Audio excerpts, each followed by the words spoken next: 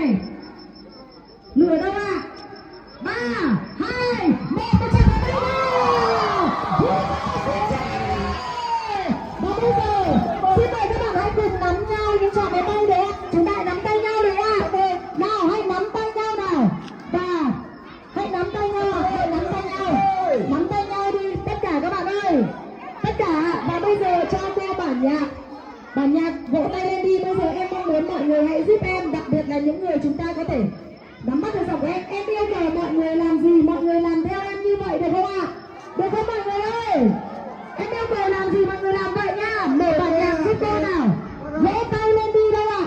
Ai phụ trách nhạc đâu ạ? Vỗ tay nào, vỗ tay giúp em nào ạ.